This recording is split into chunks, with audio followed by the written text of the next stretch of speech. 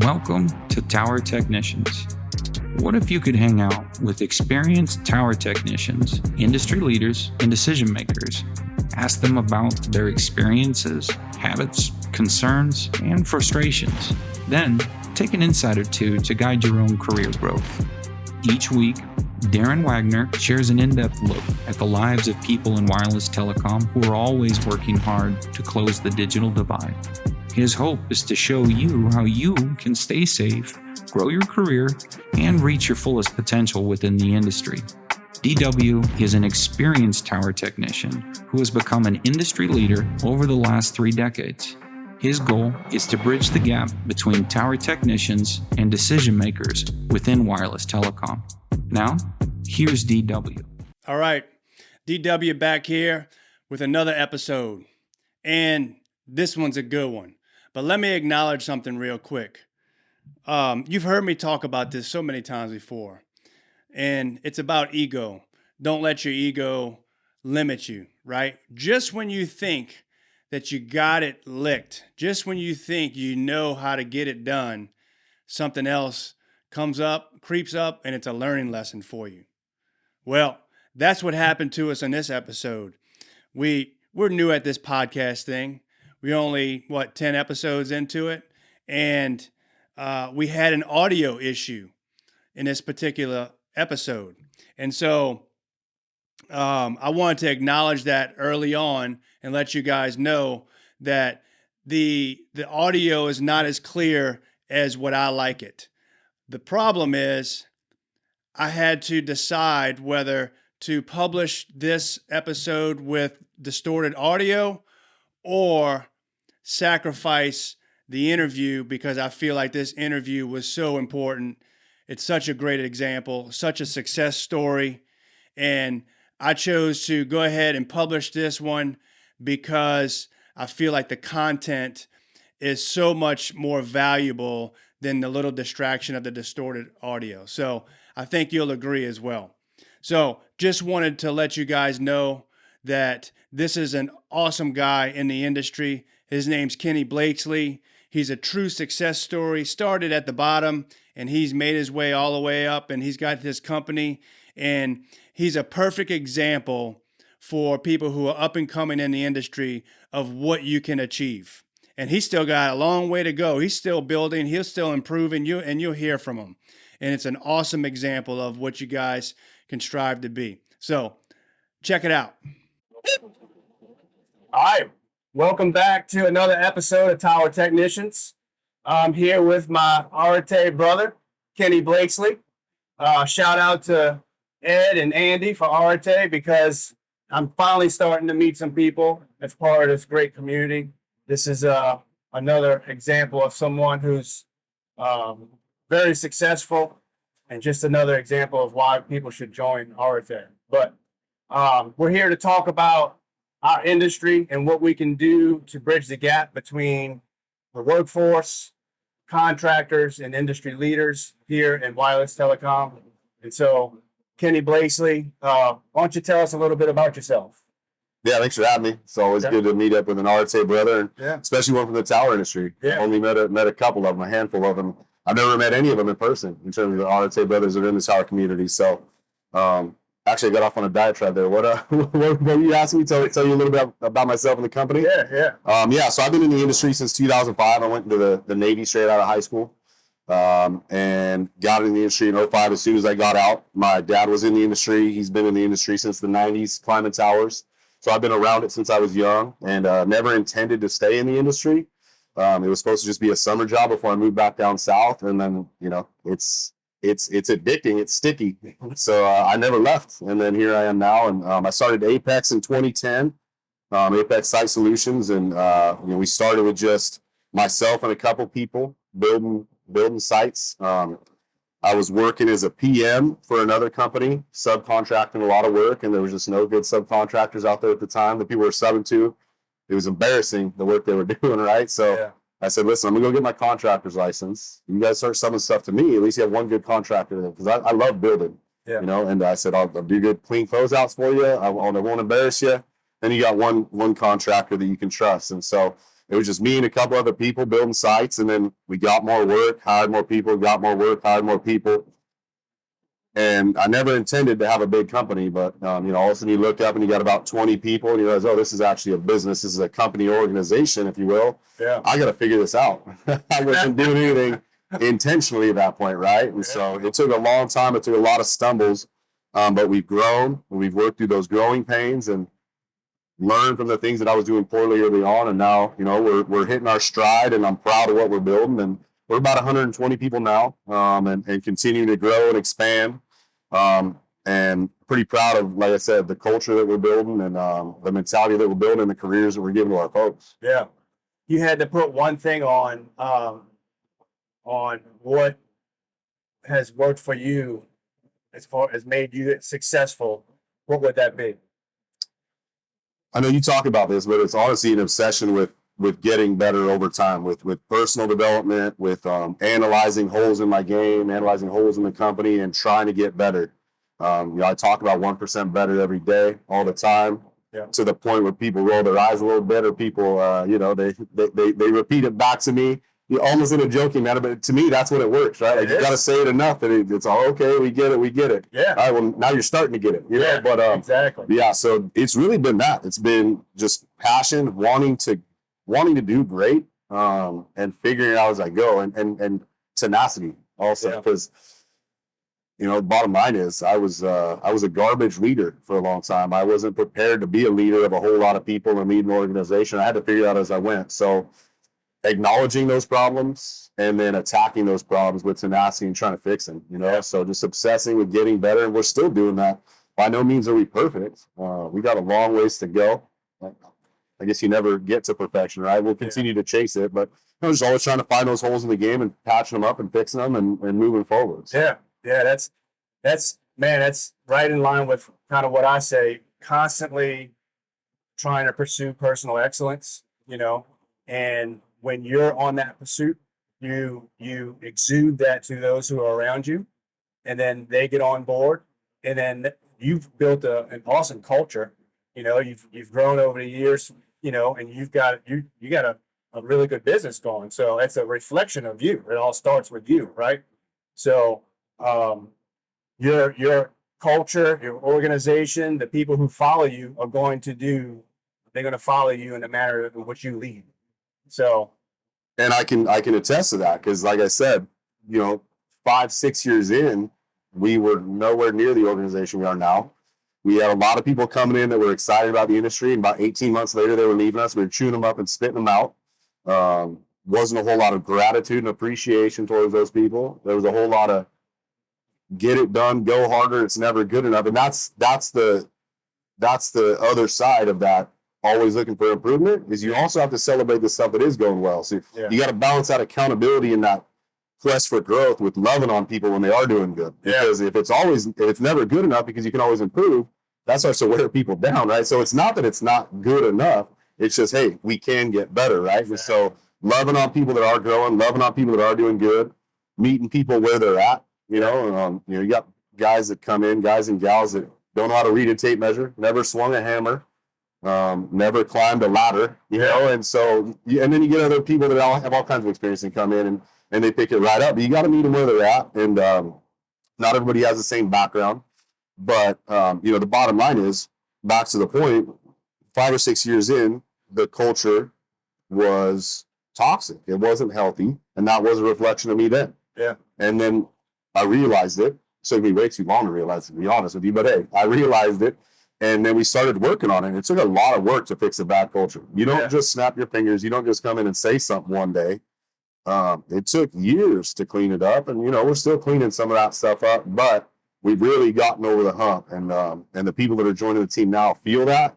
And that's when it starts to turn into that snowball and really take hold. And now the culture is a reflection of me, but then it starts to take on a life of its own. You got a whole lot of other champions inside of the organization that are really living it, brand ambassadors that are living it and are role models for it too. So that's when it really starts to take power, when there's a whole lot of, when you've replicated your attitude and your philosophy on things, and you brought in other people to even sharpen you a little bit and then sharpen the whole organization, then it really takes off. So it's important. And I guess, one thing I would share would be, if you have a bad culture, if you have problems that you want to fix, it can be done. Because I can tell you, we do kind of get a lot of praise, and some of that comes because we do a lot of social media work, and obviously that's all a highlight reel, and it's not all perfection. It's not all sunshine and rainbows. Yeah. But we have turned the corner.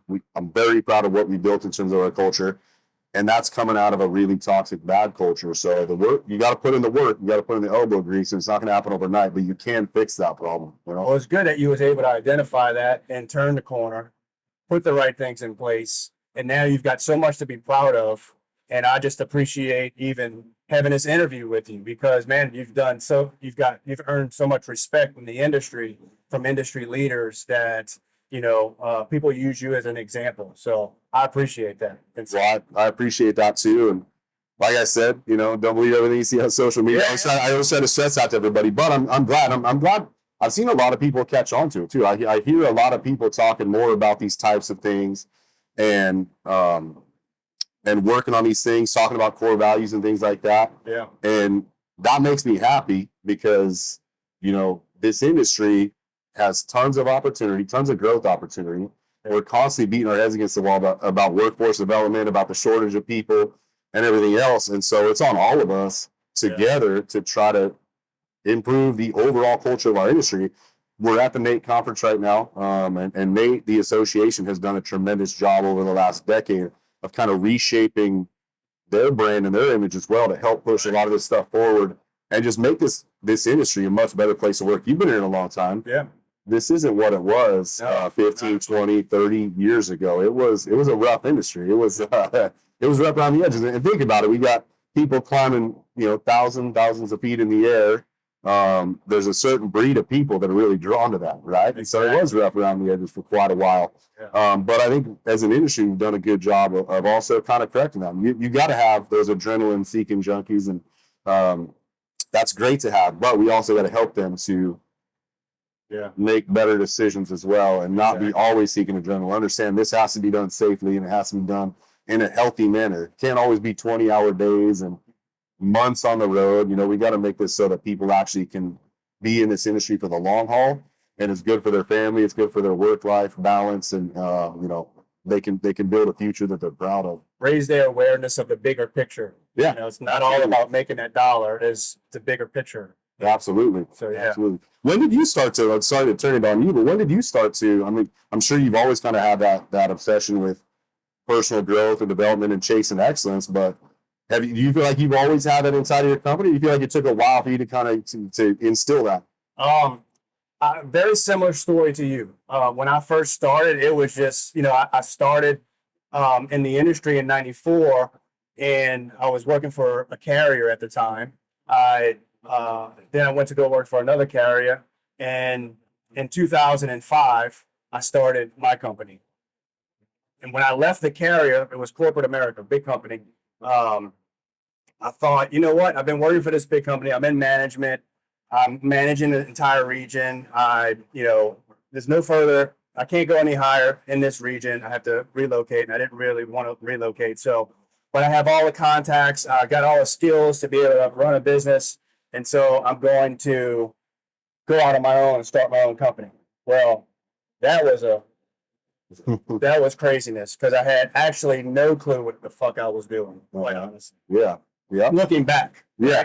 So I get into this thing, and running a small business is nothing like running a region for Fortune 500. It's not even close.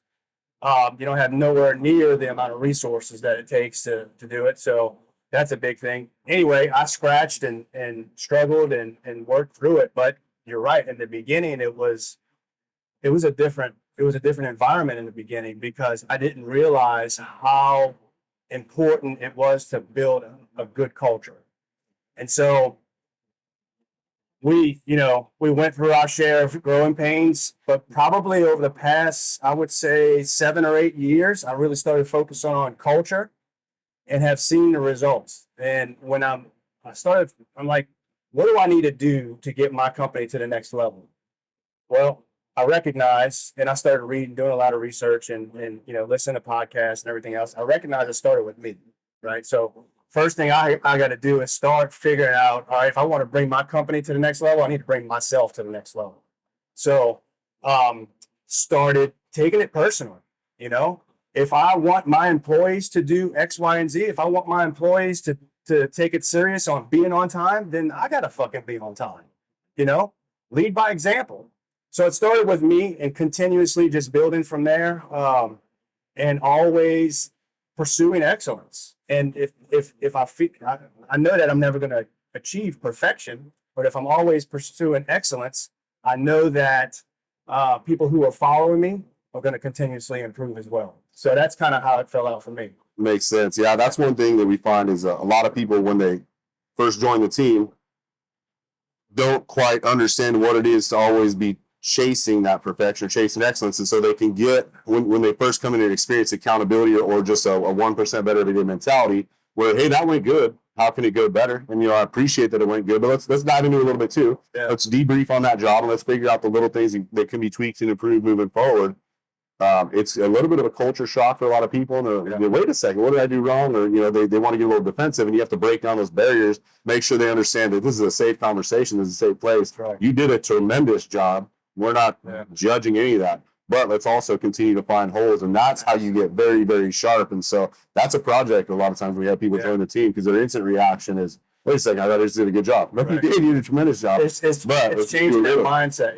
Yep. And then they start to embrace it and learn, like, oh, that's right, little things can go better, and I'm only going to get sharper from it. So it's one of those things you got to create that safety. You have to understand why you're doing it. That's right. So we talked about both of our companies. What do you think, from your perspective, the industry should know, or what are some things that we should do as an industry to try to improve? Continuously improve. So we're talking about improving our businesses, ourselves, our companies. What can we do to improve the industry?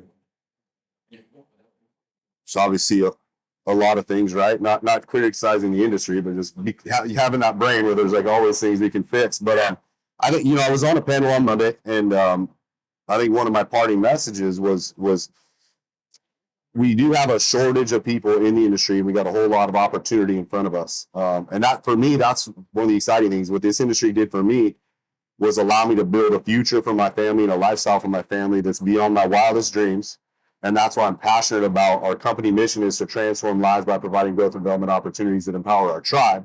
And so we want to just give as many of these opportunities to people. We want to grow because we want people to build big careers and big futures for themselves and their family. Like, that's the beauty of this industry. Yeah. That's when this got fun for me again, when, things were tough in the company. I got excited again because I realized, oh, wait, we can give this career to so many people, and they're building futures they never thought possible. They're getting that sense of safety and excitement and hope for the future that maybe they didn't have because of this industry. And that's what I think everybody needs to realize and take stock of and be proud of, is the opportunity that is here in this industry, the kind of careers that people can build. And we've got to do a better job of telling that story, of making sure that these work environments and these cultures are that awesome for as many people as possible, because there's been a war on the trades since the 50s or the 60s. I don't know exactly when all the college push started, right? But college has been plan A. College has been glorified for decades now.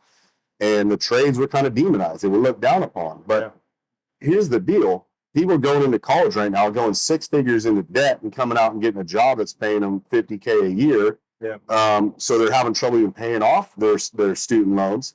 Or you can go into the trades, get paid to learn, be making 6 figures by the time those folks graduate, and you're not in debt at all, Right. And it's not like it was back then, where you're going to spend the next 30, 40 years in the field grinding it. Yeah, that's hard on your body. Our industry, you can elevate so fast, reach positions where you're not doing something that's so hard on your body anymore very quickly. So, it's, to me, this should be a sexy job. This should be something that people aspire to, want to get into, get excited about, and that parents can be proud of, because of the upbringing they had, where college was plan A and trades were for people that, they didn't do well in high school, they got to go into the trades. Yeah. We got to change their mindset, and we got to change folks that are coming up, their mindset about this entire industry and the opportunity it provides. And that's kind of all of our responsibility, to tell that story and get it out as much as possible, and make sure when we recruit people into this industry, they get what we promise them. Yeah. They get that opportunity. They get a good paying job. They get a place that cares about them and is going to make sure they're safe doing this. Right. And so to me, that's where the industry can continue to improve, and it's on all of us to continue to tell that story so we can get people wanting to come into this and realizing this isn't a plan B. This isn't a plan C. You know, mom and dad should be proud to tell the neighbors that their son got into telecom, into wireless, into climbing towers, son or daughter, and not be ashamed of that. You know? No doubt. Because quite honestly, and I say this a lot, so I'm sure some of you guys already heard me say this, but when it comes to society in general, our industry, if we don't do what we do, society as we know it today does not function. 911, video calls, phone calls, like any role in this society right now, when we're talking about, you could talk about any important person, doctors, lawyers, congressmen, the president of the United States. None of these people can do their job without us providing the services that we provide. So it's not slowing down. It's only going that direction more and more, right? And more and more functions and technologies and systems are running on these systems that we're building. So absolutely.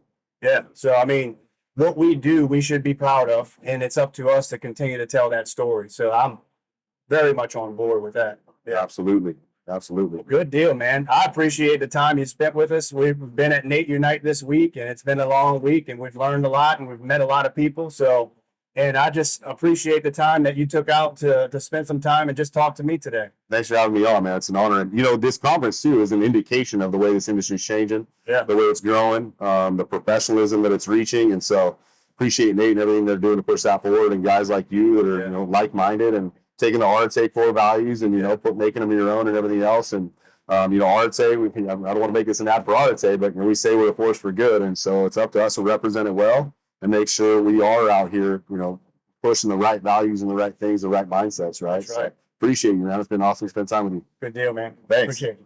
All right. All right. What'd you think? Well, I thought it was an awesome interview, and let me explain why I feel like it was. I feel like this is a perfect example for those of you who are in this industry and want to make a career out of this industry of how far you can go. And I'm not saying you have to go out and start your own company, but what I am saying is the opportunity to go really far in this industry, in your career, is there. And it's only getting bigger and bigger and bigger. You see, Kenny started at the bottom with his company, and now he's grown it to 120 employees. And he's got goals to grow it much bigger than that.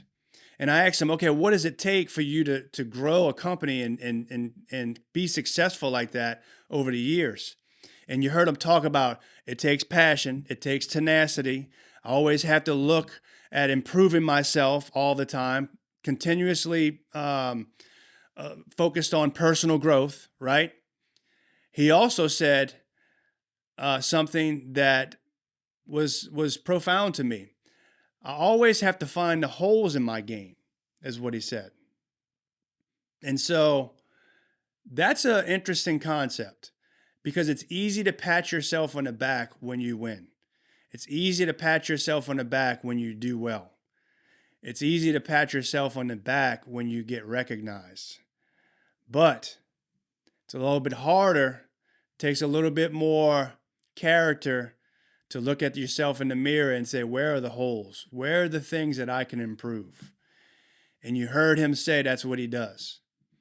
You heard him talk about 5 or 6 years into the company that he looked at his culture and recognized there was some opportunities that he could fix. And he even called it a toxic culture. And so he started to work on that culture, and he started to work on some things about himself that actually helped him become a better leader as well. One of the things that he mentioned, and I don't know if you guys caught on to this, but he mentioned it and it stuck to me pretty good. And it was, you have to meet them where they are. And that kind of resonated with me. And the reason why I feel like it resonated with me is for so long, employers have a lot of employers have this idea that an employee should be a certain way. Well, there's no perfect employee, I can tell you that. And every one of them has strengths and weaknesses. So when Kenny was talking about building a culture and leading people, he was talking about you have to meet them where they are and actually lead these people to where you want to take them. And if that's in building a great culture, that's what it is. But in order to do that, you have to be willing to do it. You got to have the tenacity. You have to be willing to look at yourself. You got to be willing to have passion and pouring your life into this thing every day. Listen, being a business owner is not for the faint of heart. This is a lifestyle. Owning your own company is hard. And so for any of you guys out there that are thinking about starting your own company, I would tell you, hey, go for it. But before you go for it, do your research. Make sure you are prepared, because I sure wasn't when I got into it, and it was a reality check for me. And if I could do it all over again, I'd make sure I did a little bit more research, got myself a little bit more prepared, probably a little bit more financially prepared as well. I would do some things different. But back to the interview. Kenny talked about the war on trades, how, that's a big deal, and specifically what we can do as an industry to improve. And so how is that relevant to the industry? Well, I mean, obviously, like, our industry is a mix, right? We have engineers in the industry, and that's, takes college, to go and be an engineer. We have a lot of professionals in the industry that have attended college, but then we have the workforce who are considered the trades, right? That's the boots on the ground. That's the guys that are making it happen every day. Well, for the longest time, there was this quote unquote war on trades, because the idea was that college was plan A. Everybody said, you got to go to college and that's how you're going to be successful. And he made a good point, an excellent point, when he said that's not the case, because there's so many opportunities in this industry that happen to be in the trades that you could elevate. You can get in this industry and you could elevate fast, even to the point to where 4 years into it, you're further along into your career and making more money than what some people coming out of college are making. There's so many people that go to college and come out with a degree and don't even use their degree, or, don't get the job that they thought they were going to get. And so college doesn't promise you success. And unfortunately, for so many years, that was preached. And so I'm glad that Kenny mentioned that, because college doesn't have to be plan A, and trades have to be plan B, because some people are better suited for college. Some people are better suited for trades. So I thought that was interesting when he talked about that. And I thought he was spot on when he said us as an industry have to tell that story. And when he was saying that, he was talking about we not only have to be proud of what we do and tell the story that, hey, look, this industry has a lot to offer, and sell the trades to the masses, because, there's so much opportunity in this industry. But also we have to be proud for what we offer to society. And you heard me talk a little bit about that as well. What we offer to society, our role in society, when we're building networks, and these networks and expanding networks and constantly going into new areas and new coverages and new capacities, what are we doing for society?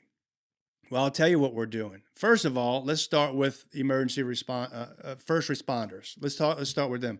First responders cannot respond until we put up a network. That's it.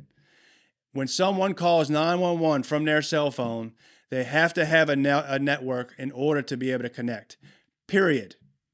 So we respond before the first responders.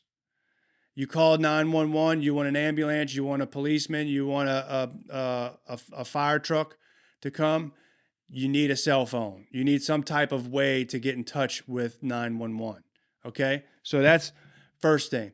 Let's talk about leaders of the country, congressmen, senators, the president of the United States, none of them can do their job without us putting up the networks that we do. None of them.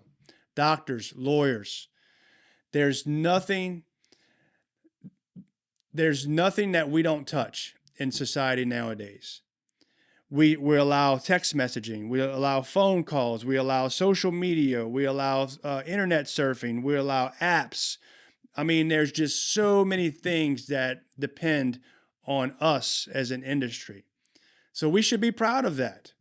And so the parents of the young kids that just come out of high school and enter this industry, who start climbing towers and working on the construction side, parents should be proud of their kids, because their kids are providing a service that affects the entire society.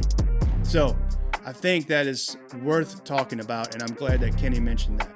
So guys, I hope that you like this episode, and I hope that you share and subscribe and rate and review. And until next time, I'll catch you later.